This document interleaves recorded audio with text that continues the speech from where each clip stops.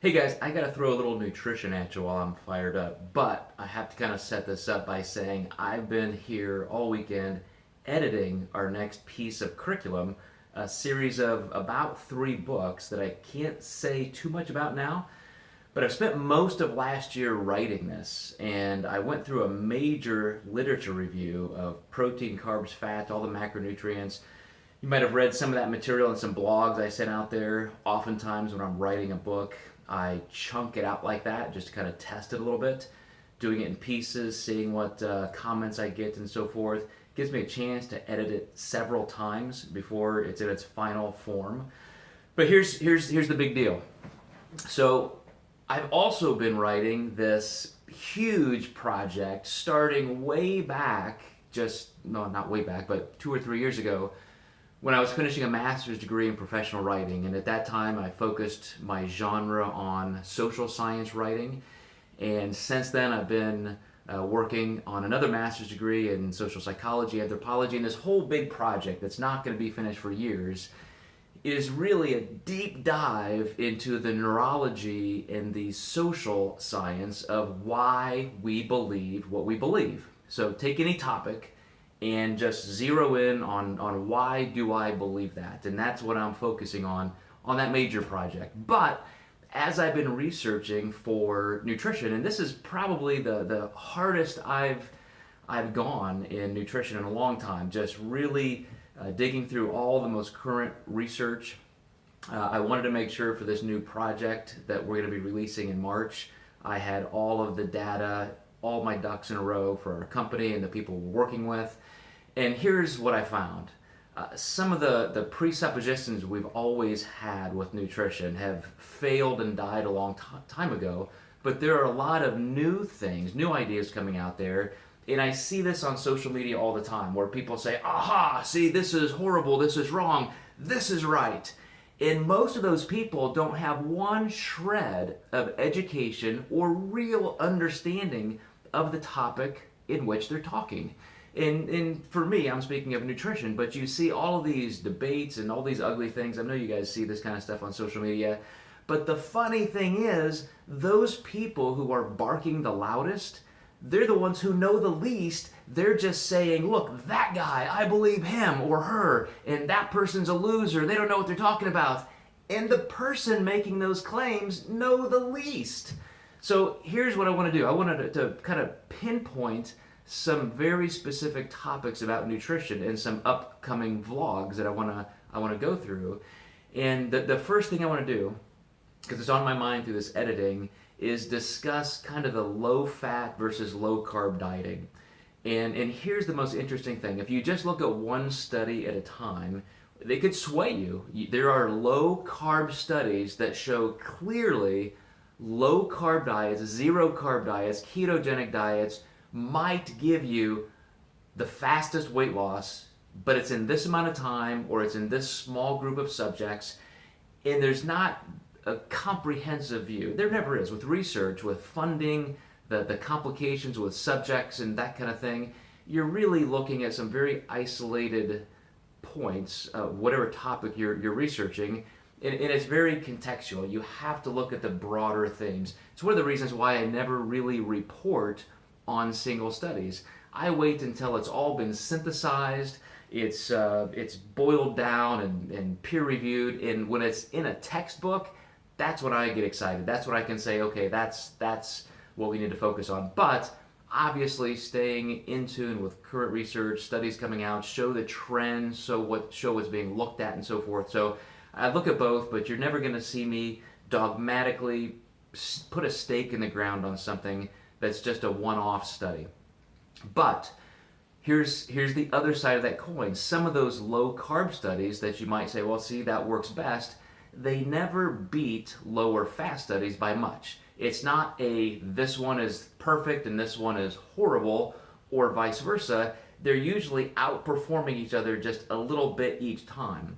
So my point would be, stop looking at it as an either or and look at it as two different tools that might work in two different situations, and we can learn from both. And here's the reason. A lot of studies also on the low fat side where carbs would be more substantial. Most of the health agencies still recommend 45 to 65% of our our calories come from carbs. So obviously not a low carb diet. It's not an insanely high amount, but that's kind of the standard USDA line. And those studies always win against low carb when they are controlled environmentally. In other words, instead of self-reporting, a lot of people just write out their diet and say, well, here's what I ate this week and here's what I weighed on my bathroom scale, and that's how studies are conducted. Very few studies are ever done in an inpatient setting where those people only get to eat what they are fed. And of course, that's going to totally change the game. Dr. Bill Campbell down in Florida told me that their best estimates are that self-reporting studies are about 30% flawed just on the data. So you're starting out knowing that you might be off by 30%. I don't even know how you could say that those studies are valid, but yet they are included. And again, possibly in the entire synthesis of all the research, you can learn something. But I pay more attention to those studies that are that controlled. And always the low-fat, higher carb diets win. But again, not by that much. These studies might show this, these studies show this, but they're just neck and neck. Some of the nuances that are interesting are that you can change LDL and HDL by which diet you might follow. One wins pretty handily in one area versus the other. Some are a little bit better for diabetes. I'll bet you would think, gonna put words in your mouth, that a lower carb diet would be better for diabetes, right? Type 1, type 2 diabetes? Absolutely wrong. A lower fat diet, higher carb diet is actually better for diabetes when you control the quality. Saturated fat is lower, unsaturated fat is higher, even though it's a low fat diet. And a solid amount of quality carbs are ingested, as well as some indulgences. But it's when you go the other direction, where it says all high fat, which a lot of that comes from saturated, where diabetics end up failing the most. So again, you can't look at one study and say, okay, I've got the answer, now this newest research that came out, that trumps everything. It just doesn't happen that way.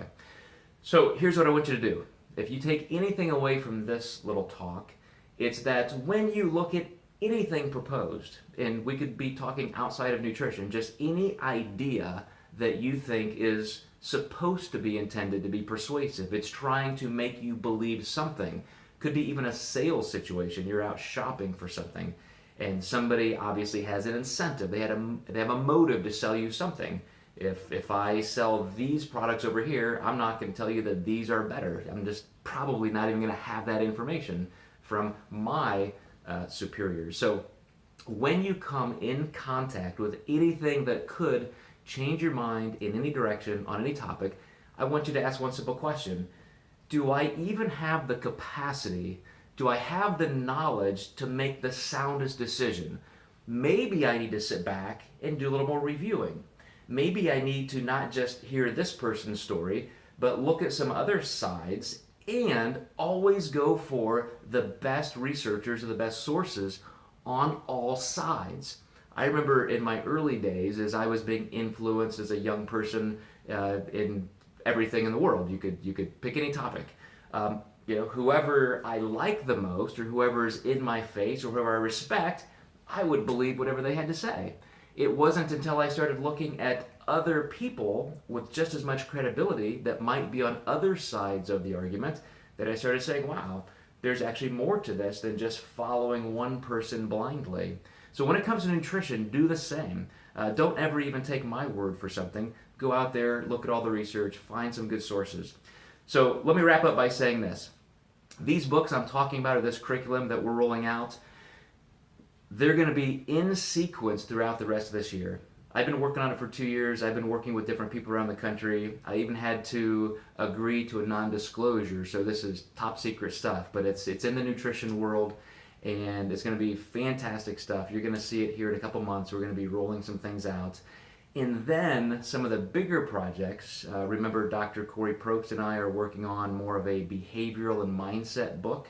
that's going to be part of the Diet Doc, but that's going to be hitting toward the end of the year. So thank you guys for asking some good questions. We got a lot of good dialogue on this stuff, and you can always see all these videos on my YouTube channel. We're going to be having an intro and an outro developed for these. That's in the works too, so there's a little bit more access to where to go for these types of resources. So appreciate it, guys.